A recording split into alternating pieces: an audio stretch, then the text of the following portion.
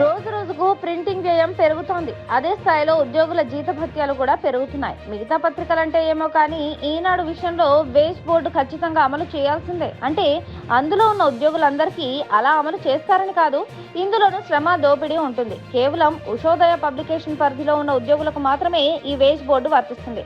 ఇక news today, man power, ఈనాడు digital, ETV Bharat పరిధిలో పనిచేసే ఉద్యోగులకు ఇటువంటివేవీ వర్తించవు. ఈనాడు సంస్థలకు ఆ పత్రికే ప్రధాన ఆదాయ వనరు.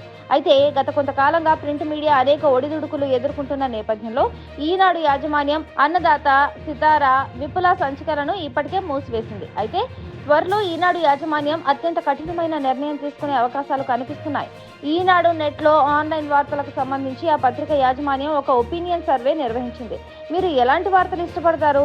సంక్షిప్తమైన వార్తలను ఇష్టపడతారా, లేక ఆ వార్తలు సుదీర్ఘంగా ఉండాలా? మీరు సమాచారం కోసం వేటిని సంప్రదిస్తారు? వార్తాపత్రికలు, న్యూస్ ఛానల్స్ ను ఎక్కువగా చూస్తూ ఉంటారా?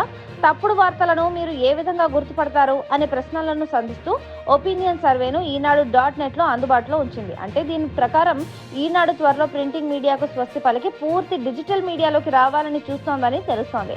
ప్రింట్ మీడియా వ్యయం పెరిగిపోవడం వల్ల ఆ యాజమాన్యం ఈ నిర్ణయం తీసుకున్నట్టు సమాచారం. అయితే ప్రస్తుతం ఈనాడు స్కూల్లో శిక్షణ పొందుతున్న పాత్రికేయులకు ప్రింట్ మీడియా కాకుండా కేవలం డిజిటల్, వెబ్ మీడియాలో మాత్రమే శిక్షణ ఇస్తుండడంపై విషయాలకు బలం చేకూరుస్తోంది.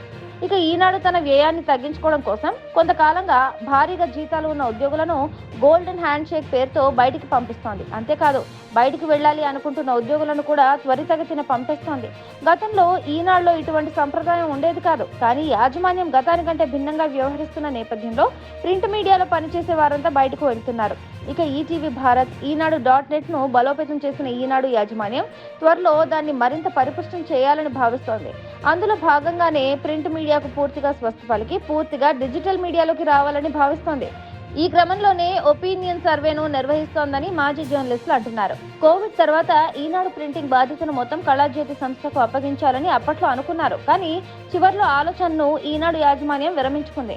ఇక గతంలో ఈనాడు కవర్ ప్రైస్, యాడ్ టారిఫ్ ఏమాత్రం తగ్గేది కాదు. కానీ కొంతకాలం నుంచి ఈనాడు టారిఫ్ చాలా వరకు తగ్గింది. ఆఫర్లు కూడా ప్రకటిస్తుంది. అంటే దీన్ని బట్టి పార్లమెంట్ ఎన్నికలు ముగిసే వరకు ఈనాడు ఉంటుంది. ఆ తర్వాత పూర్తిగా డిజిటల్ రూపంలోకి మారుతుందని మాజీ జర్నలిస్టులు అంటున్నారు. అందుకు ఈనాడు యాజమాన్యం ఇస్తున్న సంకేతాలే కారణమని వారు ఉదహరిస్తున్నారు. తెలుగునాట, దక్షిణాదిలో ప్రముఖ పత్రికగా పేరొందిన ఈనాడు పూర్తిగా డిజిటల్ రూపంలోకి మారిపోవడం నిజంగా సంచలనమే.